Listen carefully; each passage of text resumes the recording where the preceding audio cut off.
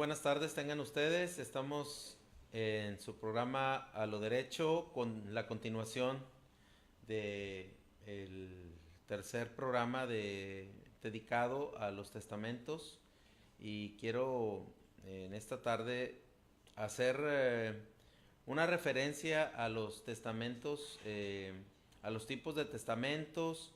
Quiero que hagan preguntas, que si tienen dudas, que las hagan patentes, que nos escriban y los invitamos a que sigan compartiendo este programa en su perfil a toda la gente que tienen como amigos para que tengan también una idea clara de lo que es un testamento. Bien, uh, iniciamos nuestro programa con los testamentos. Les recordamos que hay testamentos ordinarios y testamentos especiales. Los testamentos ordinarios dijimos que eran de varios tipos: el público abierto, que es el que normalmente se hacen ante los notarios; el público cerrado; el público simplificado; el hológrafo; y en los especiales pues está principalmente el testamento privado. Ya hay otros como el hecho en país extranjero, pero bueno, aquí lo importante es las recomendaciones que le vamos a hacer. Dejamos así congelada esa imagen, por favor. Bueno, primeramente lo que nosotros queremos ver el día de hoy es los tipos de testamento. Habíamos dicho que existía el público abierto, el público cerrado. Este, eh, Dijimos que el público abierto es aquel que se otorga ante el notario. Este es en donde expresas determinantemente tu voluntad de dejar tus bienes a determinadas personas. Es una libre disposición de bienes. El notario deberá redactar esas cláusulas que son necesarias en el testamento, pero siempre que estén acordes a la voluntad del testador. El testador es la persona que en vida hace un testamento, ¿sí? Y dice que deberá de leerse en voz alta para que se manifieste estar conforme. Aquí es bien importante que si vas a hacer un acto tan especial como debes de hacerlo sin prisas, ya previamente bien pensado. Es importante que tú tomes en cuenta que esto es un paso muy importante en el tiempo futuro, cuando tú ya no estés. Después vemos por ahí el testamento público cerrado. Dijimos que puede ser escrito por el propio testador, es decir, en su casa, o por otra persona a su ruego, en cualquier clase de papel. No necesita ser un papel especial, sino cualquiera, inclusive hasta en una libreta si se puede. Ya ven que las hojas en blanco a veces es difícil escribir en ellas porque se escribe hacia arriba o hacia abajo dependiendo del tipo de pulso de la persona.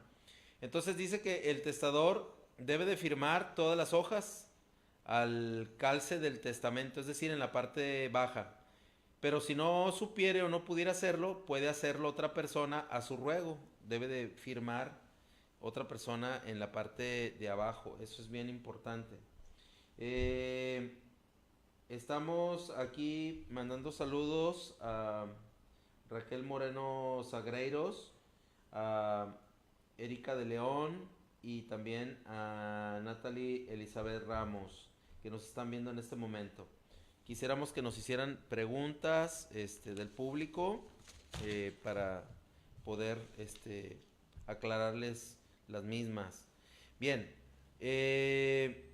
dice que ya una vez que tengas el testamento y lo tengas rubricado, o si otra persona lo firmó por ti porque tú no pudiste hacerlo, entonces dice que tú como testador debes de ir con el notario a presentarlo en un sobre cerrado. Le vas a decir al notario, para el caso de que otra persona lo haya firmado en tu nombre y en tu ruego, entonces debes de llevar este, a esa persona y prácticamente eh, es bien importante que se identifique y que le digas precisamente al notario que en ese momento se presenta esa persona porque ella te lo firmó. Tienes que decirle así porque si no se invalida tu testamento. Puede ser que tengas una lesión, puede ser que tengas una enfermedad, puede ser que este aquí en un momento determinado eh, tienes que aclarar que todo se contiene en ese sobre cerrado tu voluntad respecto de todos y cada uno de tus bienes, las personas de los herederos y sobre todo que esa persona que firmó tu ruego esté ahí presente y que se identifique plenamente. Entonces, debes de llevar ese papel en el que está escrito el testamento. Te puedo decir que pueden ser hojas en blanco, puede ser una libreta, todo lo que le sirva para cubierta debe estar totalmente cerrado y sellado. Habíamos dicho que por ahí lo pueden encintar y les decía que pueden ponerle un sello de cualquier figura, letras, tu nombre y con la cinta scotch, si lo ya hicimos un anuncio, un comercial, pero ¿para qué? Para que definitivamente al momento de que lo esté exhibiendo un notario, lo debe de abrir frente a todos y debe de mostrarlo que no presenta ninguna rotura, ninguna enmendadura, ningún daño. Lógicamente, cuando tú quitas una cinta, se trae el papel, entonces se traería las firmas, los sellos y pues lógicamente ese testamento sería dudoso, ¿sí? Entonces, en el momento que tú estás otorgando ante el notario este testamento, ahí debe de sellarse y debes de exhibirlo ante el mismo en presencia. Esto es bien importante. Este tipo de testamento, el público cerrado, tiene que ser ante 3 testigos. No pueden ser, recordemos, los testigos no pueden ser los amanuenses del notario, no pueden ser familiares, no pueden ser los mismos herederos. Eso es bien importante. Bueno, y finalmente el testador, pues al hacer la presentación declarará que aquí se contiene toda su voluntad respecto de su disposición de bienes. Bien, eh, vemos el otro testamento también muy importante, el testamento público simplificado, es aquel que se, que se hace básicamente para aquellas que tienen un destino de vivienda. Con el cual se adquiere también a través de la misma escritura que se presenta, es única y exclusivamente para ese efecto, para el efecto de adquisición de vivienda o la regularización de un inmueble que estén llevando a cabo las autoridades del Estado, es decir, que todavía no contenga una escritura específica o que tenga algún trámite diverso ante la administración pública local o federal, ¿sí? Eh, Ahora, el otro testamento dentro de estos tipos de testamentos o de la forma de los testamentos ordinarios es el testamento hológrafo. Aquí sí es bien importante. Dice que este es un testamento que es escrito de puño y letra del testador. Bien, aquí tenemos más comentarios. Dice Flores Momi, procedimiento para casa intestada. Uh, El procedimiento, pues bueno, si no se dejó testamento como lo indica Flores, pues prácticamente es hacer un procedimiento, un juicio de intestado ante el juez de lo familiar que vaya a conocer de este caso en la inteligencia de que si es uno de los padres, pues bueno, son los hijos los que se creen con derecho y que deben de aparecer como las personas que van a recibir la herencia, que se creen con derecho a recibir la herencia.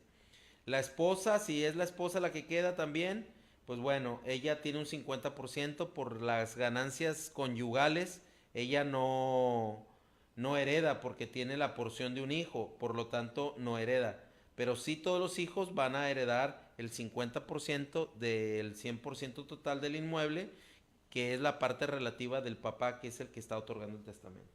Bien. Luego dice Francisco Javier González Ortiz, le mandamos un saludo también. Dice, ¿cómo se llama el testamento que los bienes se le dan en vida?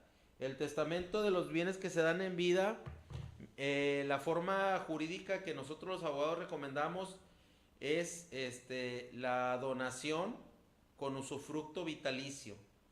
¿Qué significa esto? Que tú das los bienes, lógicamente en vida, pasas la posesión o transmites la posesión de los bienes en vida. Si quieres, ya quita por favor y ahorita ponemos el principio.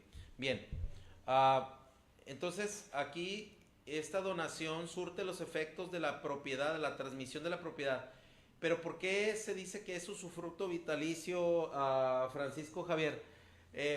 Porque si bien es cierto, tú transmites la propiedad, pero no transmites la posesión. O puedes transmitir la posesión, pero el bien en sí es de la persona que lo transmitió. Normalmente esto se recomienda para los padres que quieren dejarle la casa a los hijos, pero ellos viven ahí. ¿Qué significa el usufructo? Que no pueden vender, que no pueden comprometer, que no pueden hacer nada porque el derecho de la posesión de ese inmueble es mientras estén en vida. Una vez que hayan muerto, entonces sí, ya pueden disponer de ese bien. Pero no lo pueden los hijos o a quienes se les transmitió. Ahora, no es necesariamente una transmisión a hijos. Aquí puede ser a otra persona, pero tú te reservas el derecho de poseer, de habitar esa casa hasta en tanto tengas vida. ¿Sí? Eso es muy importante entenderlo. Así se llama, no sé si queda contestada Francisco Javier, es donación con usufructo vitalicio. Muy bien. También le mandamos un saludo a Dora Eli Puente. Nos está mandando un saludo y continuamos. Entonces el testamento hológrafo dice, es el escrito de puño y letra del testador. Ponemos la imagen número 1, por favor. Dice, este testamento solo podrá ser otorgado por las personas mayores de edad y para que sea válido deberá estar totalmente escrito por el testador y firmado por él, con expresión del día, mes y año en que se otorga. Los extranjeros podrán otorgar testamento hológrafo en su propio idioma. Este testamento es bien importante entender que deberá de hacerse por duplicado, ¿sí? Deberá de contenerse el original dentro de un sobre cerrado y lacrado. Será depositado en la sección que corresponda del registro público. Y el duplicado también deberá ser encerrado en un sobre lacrado con la nota en la cubierta de que se hablará después, que será devuelto al testador.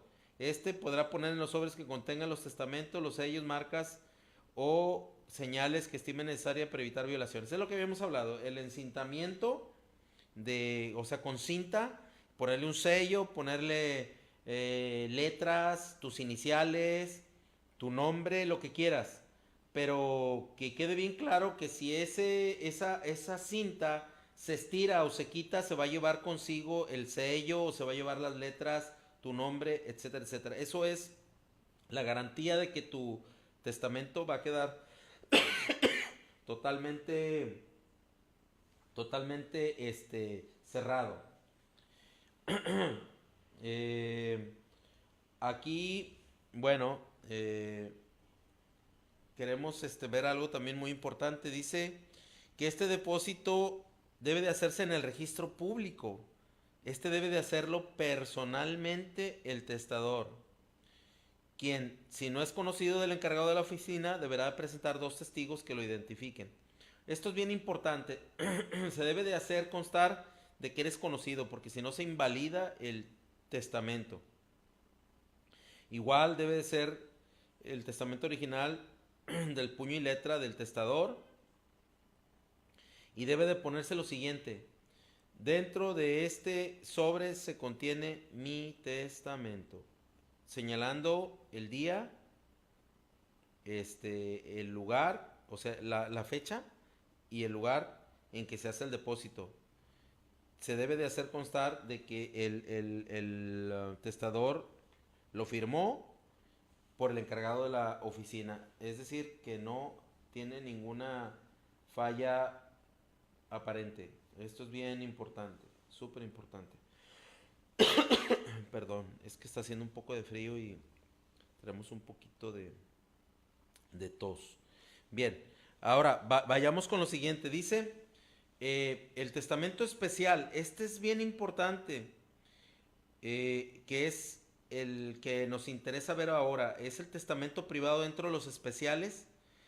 Este dice que solo surtirá sus efectos si el testador fallece de la enfermedad o en el peligro en que se encuentre en ese momento o en que se hallaba, y que esta es la característica principal, que esté grave.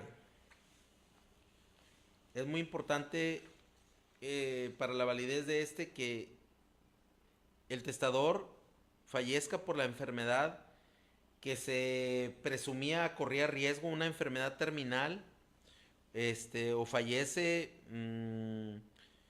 por ese peligro en que se encontraba, y que no pueda en ninguna otra forma demostrarse que murió de otra cosa, sino que simplemente, o sea, no por un accidente repentino, no, sino que aquí es que él estaba enfermo. Prácticamente lo hacen los enfermos terminales, que ya no pueden hacer mucho. eh, entonces se hace el testamento de forma privada, y debe de ser este el fallecimiento por la enfermedad para que tenga validez. Perdón, por la enfermedad que se pretendía, o se estimaba por la cual iba a morir y que finalmente muere. ¿Qué más necesita este tipo de testamento privado para su validez? Que se haga la declaración, que se refiere el artículo 1472, en el cual dice que debe tenerse en cuenta las declaraciones de los testigos que firmaron o oyeron, en su caso, la voluntad del testador. ¿Sí? Muy bien.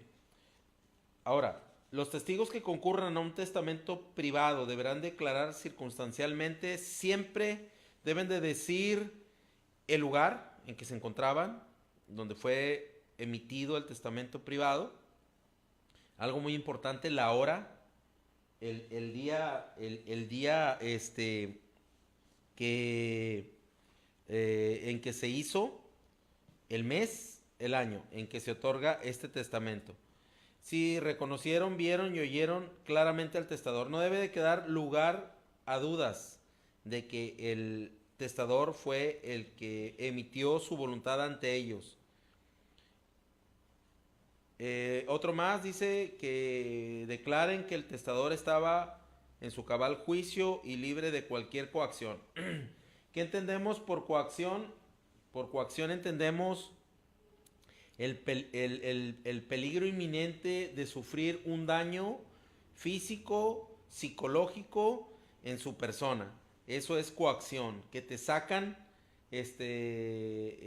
una verdad que no es tu verdad, sino que es a fuerzas, que tú otorgues el testamento a determinada persona. Ah, hay hijos, aquí me voy a detener un poquito. Bueno, antes voy a mandar saludos a la doctora Liz Caramillo, creo que es la doctora Liz Caramillo. Saludos. Eh, Gracias por ver nuestro programa. Y también Francisco Javier nos hace otra pregunta. Dice, ¿y qué es mejor, un testamento o una donación? Bueno, aquí quiero ser muy sincero. Muchas veces esto depende de la economía de la gente, ¿no? Porque, por ejemplo, si tú haces una donación, pues tienes que pagar una escritura. Si no estabas al corriente en el predial, tienes que pagar el predial. Pagar los honorarios del notario por escriturar. Hacer las inscripciones en el registro público. Entonces, pues está algo oneroso, y en cambio un testamento público abierto ante un notario fácilmente te estás llevando un alrededor de 3,000, 4,000, 5,000, 7,000 pesos, depende del notario. Y en cambio, en una donación, pues del valor de la propiedad, se hace un avalúo y de ahí nacen los honorarios, que es un porcentaje que te cobra el notario, más los impuestos también. Bueno, como es donación, si es a título gratuito y es familiar, no hay problema. Si es a título oneroso, ahí sí hay problema. Ahí entran impuestos. Entonces, pues está medio difícil. Mauricio del Ángel dice, ¿y qué posibilidades hay que un hijo pelee un bien de una persona muerta después de 4 años que la persona murió? Pues la posibilidad de pelear un bien, pues es siempre, nada más que aquí no nos da la cuestión de la situación por la cual la va a pelear. Eh, no entiendo bien la pregunta. Si quiere, Mauricio, por favor, acláreme un poquito en qué condiciones va a pelear el bien esa persona si su familiar murió. Este, aquí, bueno, se me ocurre algo. Si no hay testamento, porque habiendo testamento es difícil pelear. ¿Qué puedes pelear? Que el testamento es inválido, que el testamento carece, valga la expresión, de validez, que no se reunió algún requisito para su emisión y su completa validez. Entonces, por ahí se puede pelear un testamento. Más sin embargo, si es intestado, y vamos a decir que los que se creyeron con derecho pelearon, pelearon el bien en un juicio intestado y se lo adjudican, pasa un tiempo y resulta que el don de la casa tenía otra familia y tuvo hijos, entonces esos hijos pueden pelear en cualquier tiempo el juicio ordinario civil, que se denomina sobre petición de herencia, un juicio especial, ordinario, perdón, sobre petición de herencia.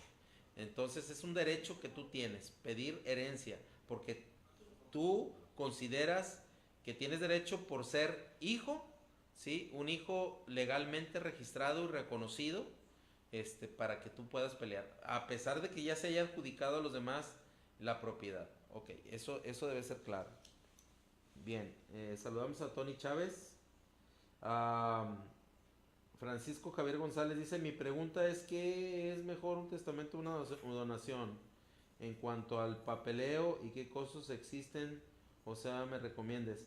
Bueno, pues yo diría, para mí es mejor hacer una donación en vida, porque así ya te evitas problemas, ya no nadie se anda peleando, ya no haces un juicio, te ahorra lo del juicio. Mal para nosotros los abogados porque ya no nos van a contratar, pero si somos sinceros y honestos, pues es mejor una donación. Pero sí te sale mucho más caro. Ya si gustas, Francisco, por ahí se ve mi número de móvil, me puedes marcar personalmente y ya nos ponemos de acuerdo. Eh, también saludamos nuevamente a Raquel Moreno, compañera de aquí del programa, y Maripaz Escoli, también la saludamos. Jessica Escobar, también le mandamos saludos. Muy bien, continuando con el testamento privado, este es bien importante que sea eh, ejecutado, perdóname, que muera la persona, ya estoy poniendo palabras en materia penal, que el testador haya muerto por la enfermedad que se estimó que iba a morir. En este caso siempre son enfermedades terminales que ya no les dan oportunidad a mucho y lo único que se puede hacer es un testamento privado. El testador, para que pueda otorgar esto, es bien importante que esté en su cabal juicio, es decir, que esté libre de cualquier coacción, como ya lo mencionamos. Aquí es bien importante esto. En la vida de litigio que he tenido, he traído asuntos donde desgraciadamente, ah, bueno, Sabemos que hasta en las mejores familias hay problemas, pero sí hay una cosa muy triste que se da. El caso es que hay hijos que se creen con derechos que nadie les dio, y en el hecho de muerte del padre o de la madre de ellos, ah, los obligan a hacer un testamento, los presionan y les dicen déjame todo, cuando están solos, no frente a los demás hermanos. Entonces ahí es un tipo de coacción.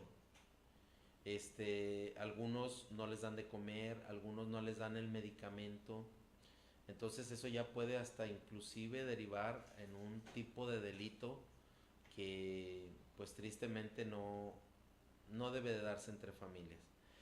Una de las preguntas que me han hecho mucho es, eh, en estos casos también, ¿qué sucede? Bueno, más bien cuando ya muere el familiar, pero no dejó testamento, y dicen, ¿qué sucede cuando eh, mi papá muere y la casa que tenía con mi mamá, y que primero murió mi mamá, este, me dijo, esta casa es para mi hijita, fulana de tal? Pero sucede que lo alcanza la muerte, lo sorprende la muerte y no tuvo tiempo de hacer testamento. Todos los hermanos sabían la voluntad, pero a la hora de la hora, por cuestión de dinero. Aquí es bien importante, quiero dejar bien claro esto. El testamento tiene lugar para las personas que efectivamente son los herederos, si es un testamento, si es un intestado, para los familiares directos, es decir, los hijos, si son los papás los que mueren, y nadie más. ¿Qué quiero referirme con esto? A lo mejor voy a tocar un tema que es un poquito suspicaz. Eh, las esposas o los esposos de los hijos del testador no tienen nada que ver. No deben de meter, ahora sí que decimos a la muy mexicana, meter su cuchara, porque ellos no tienen por qué opinarle en un sentido de ambición a uno de los hijos. Es bien importante esto. Tú como heredero o como hijo debes de hacer una junta inmediatamente familiar. Y si sabías que tu papá, su última voluntad era dejarle a tu hermana que está desprotegida, que a lo mejor está enferma, no sé la circunstancia por la cual le haya querido heredar, pues respeten eso, o sea, déjenselo a ella. Es una cuestión moral. Yo sé que si me están escuchando otros abogados, pues lógicamente, si van, vamos a decir, los hermanos de la persona esta a quien había deseado el papá dejarle todo, pero que no le dejó nada porque lo sorprendió la muerte, pues lógicamente van a decir, tú tienes derecho, tu pelea. Es legal, pero no es justo, ¿eh? Aquí tenemos un dicho los abogados, no todo lo justo es legal, ni todo lo legal es justo. Ulpiano eh, decía en el derecho romano que, que es la justicia, es el divino poder de dar a cada quien lo suyo. Entonces, uh, la justicia, pues lógicamente tú tienes un derecho, no hubo testamento, tienes derecho a heredar. Sí, es frío, es difícil, pero si sabías que a tu hermana le debería de corresponder todo eso, pues renuncia. Nosotros los abogados llamamos, o la ley, repudio de tus derechos hereditarios, y cédelos a tu hermano. Es bien importante esto, pero bueno, ya es cuestión de conciencia. Sale de la justicia, sale de lo legal, es cuestión de conciencia. Bien, cambiemos para que no haya cosas tan tristes. Quiero pasar a otra cosa. A ver, dice Patricia González. Mi esposo no quiere hacer testamento y yo sí. Él dice que todo es de él. Ah, caray. Bueno, Patricia, la primera pregunta que yo le haría, y creo que todavía tenemos tiempo para que la haga, es, ¿se casaron en sociedad conyugal? Porque bueno, ah, la verdad es que sí es bien importante esto, porque si es una sociedad conyugal, pues no todo es de él, pero si se casaron en separación de bienes y a usted no le corresponde nada, pues yo creo que sí, todo es de él. Pero la obligación de hacer testamento, pues tiene que hacerla forzosamente.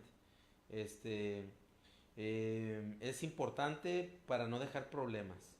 Pero bueno, aquí es lo que yo entiendo. Luego, Consuelo dice qué ventajas o desventajas tiene una donación. Nosotros pagamos una casa, pero se tuvo que poner a nombre de mi suegra. Ella ya falleció y ya está a nombre de mi suegro. Él quiere ya pasarla a nuestro poder, pero si es cesión, solo puede ser a nombre de mi esposo y eso no me corresponde a mí. No, la cesión, a ver, no sé por qué se haría esto, pero hay planeaciones financieras, ¿no? Que para efectos de que no te embarguen, se cede a otra persona, se pueden hacer esas cosas, pero la cesión en sí o la donación la puedes hacer a cualquiera. La cesión o donación, la donación tiene efectos de una cesión ordinaria, es decir, que se hace y se transmite la voluntad de que esa propiedad pase a otra. Eso quiere decir cesión ordinaria, sin mayor complicación. Entonces la donación puede hacerse a cualquiera. Aquí sí, yo veo que se corre el peligro, por ejemplo, de que mueren, tú se la pones al papá porque, bueno, vamos a ponerlo así bien claro, un hijo que se va a casar, quiere comprar una casa, pero no tiene los puntos suficientes del Infonavit o no tiene el suficiente historial crediticio y entonces el papá sí y el papá no tiene buró de crédito, entonces él va y tramita el crédito y sale su nombre, pero tú lo estás pagando, tú de tu dinero, porque todavía no te has formado un nombre. Pues en menudo lío te metes si tu papá muere y luego muere intestado y finalmente al morir intestado todos sus hijos tienen derecho y esa propiedad tuya pasa a todos, digo, ya he tenido yo esos casos y la verdad es un tremendo lío pelearse por un bien que todo mundo sabía que tu papá te prestó el nombre crediticio, pero que realmente tú la pagabas. Bueno, esa situación la verdad no me agrada mucho, pero sí se da. Bien. Entonces, desventajas o ventajas de una donación, pues ya lo dijimos. La ventaja es que no haces escrituras, digo, perdón, no tienes que hacer un testamento, no tienes que hacer un juicio. Las desventajas, bueno, pues de momento es el costo que tiene el hecho de hacer una escrituración, eh, pagar todos los gastos notariales, los honorarios del notario, o sea, eso sería el inconveniente. Pero una cosa bien planeada, yo no le veo nada inusual. O sea, no hay inconveniencias para mí, no hay ninguna. Es una operación perfecta. Dice, por último, ¿qué costos tiene? Y si no es conveniente hacerla, ¿qué sería más recomendable hacer? Um, bueno, pues los costos varía. Aquí los notarios son los que tienen los costos. Yo siempre recomiendo que se asesoren con un abogado porque, digo, mil disculpas a los notarios, pero tienen tanto trabajo, vamos a disculparlos así, que a veces sus machotes son los mismos para todo y andan plasmando una voluntad que no es la tuya. Entonces, inclusive hay equivocaciones de nombre y para eso es el abogado. El abogado te va a revisar todo el contrato, ¿sí? De donación y que el usufructo vitalicio, si requiere alguna cláusula especial o un condicionamiento o un término, que también aparezca el mismo, porque si no, de otro cliente que tuvieron el notario le van a poner ahí prácticamente a lo tuyo lo mismo Y yo soy de los abogados que siempre he dicho que cada persona tiene que plasmar su voluntad. Entonces es muy importante que entendamos esto, que el abogado siempre te va a asesorar. En Estados Unidos nadie mueve un pie, nadie mueve un dedo si no va acompañado en cualquier acto de importancia en su vida de un abogado. Eso, la educación legal no está aquí en México así de esa manera, pero yo mi recomendación es que siempre te ayudes con un abogado para todos tus situaciones. Bien. Eh, bueno, pues prácticamente esto es lo que tenemos hasta ahorita. Y ya nos quedan poquitos minutos. Cabina 5. Bien. Para Vamos a tratar de terminar esto en cuanto a preguntas. Yo voy a hacer más preguntas que me hicieron a mí, las voy a leer. Dice, ¿qué pasa cuando alguien se muere y no deja testamento? Dice, este, pues bueno, esa propiedad que tiene esta persona va a ser distribuida de acuerdo con las leyes estatales de los intestados. Si el fallecido muere sin tener un cónyuge o hijos, entonces el patrimonio irá a ir a los parientes del difunto si aún viven. Es decir, padres o hermanos, si no tiene hijos, si no tiene cónyuge.